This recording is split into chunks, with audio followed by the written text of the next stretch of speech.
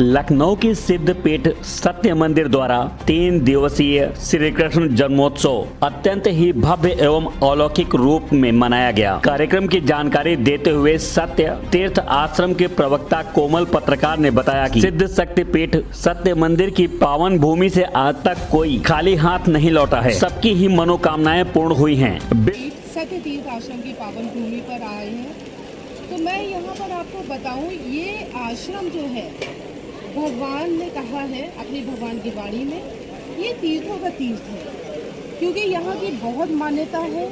और यहाँ पर जो भी अभी तक एक मैं धर्म का रूप आपको बताती हूँ। धर्म के रूप जो है बहुत ज़्यादा है ये प्रचलित, धर्म का शब्द भी आप लोगों ने सुना होगा, लेकिन हम जहाँ पर धर्म का नाम लेते हैं तो हमारे मंत्र है, जाति है इंसान की, धर्म है मानवता का।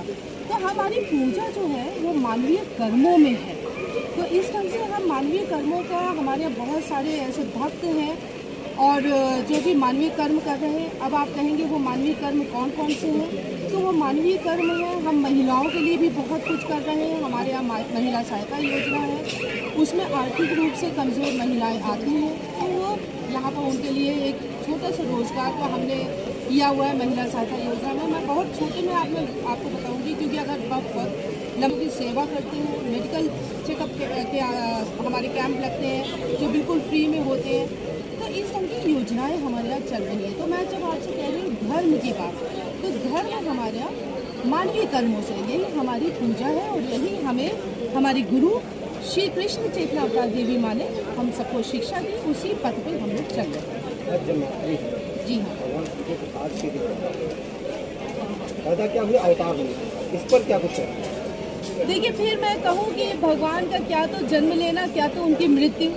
कभी ऐसा तो है ही नहीं कि भगवान ना हो, हर क्षण में हमेशा वो हम लोगों के साथ रहते हैं। ये आज का जन्मोत्सव जो हमारे यहाँ 3 दिवसीय मनाया गया, सिद्ध शक्तिपीठ सत्य मंदिर से आरंभ हुआ।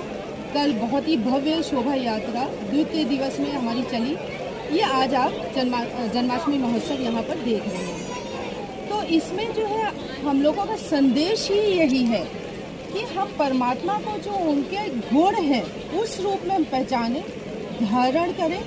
और जो परमात्मा हम कहते हैं, आज हमारी मान्यता बहुत वर्षों से चल रही है, बहुत वर्षों से चल रही है कि केवल हम मंदिर में जाकर भगवान को पहचानते हैं, उनकी पूजा करते हैं।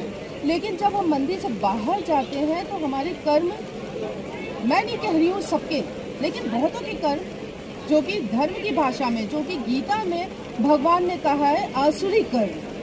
कर्म तो 2 ही है, दैवीय या आसुरी। तो आसुरी कर्म हम करने लगते हैं क्योंकि हमें शिक्षा सही नहीं दी जाती है। तो आज मेरा यही आप सबसे कहना होगा इस महान पर्व पे, जन्माष्टमी पर्व पे, कि आप लोग धर्म की जो भगवान श्री कृष्ण ने परिभाषा दी है उसका अनुपालन करें आप लोग, और उसी राह पे चले, ना भटके ना भटकाएं।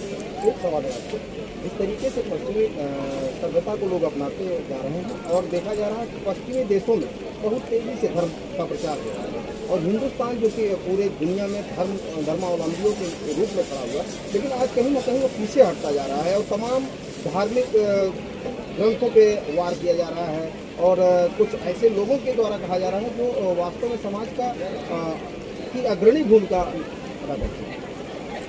हाँ, तो आप इसमें मतलब क्या जानना चाहेंगे? मैं ये जानना चाहता हूँ कि उनके लिए क्या है। देखिए, फिर मैं यही कहूँगी कि जब तक हम अपने ही धर्म की परिभाषा गलत समझते रहेंगे तब तक लोग भटकाते रहेंगे। तो धर्म की जब मैं परिभाषा कह रही हूँ तो सबसे पहले मैं ये कहूँगी कि आप सब जो कि मुझे देख पा रहे हैं, अपने ग्रंथों को, वेदों को, उपनिषदों को पहले आप समझें कि परमात्मा ने हमसे क्या कहा है। अगर हम उस पद का अनुपालन करेंगे तो हम बिल्कुल नहीं भटकेंगे। और वो देखिए, बात ये नहीं है कि हमारा देश या विदेश या पश्चिमी, वो तो हम लोगों ने एक विभाजन कर लिया है। बात है इंसान की, जैसा मैंने कहा जाति है इंसान की। अगर आप आज हम उसे रामचरितमानस के उसमें देखते हैं, हम उसे भगवत गीता के उसमें देखते हैं, तो वो लोग बाइबिल के उसमें देखते हैं या और लोग कुरान के उसमें देखते हैं। लेकिन भटके देखिए हम सब लोग हैं। अगर हम सच्चाई में पहचाने अपने धर्म को, अपने आराध्य, कोई भी हो, शक्ति वो एक है, शिक्षा सबने दी, कि हमें आपस में स्नेह भाव से रहना।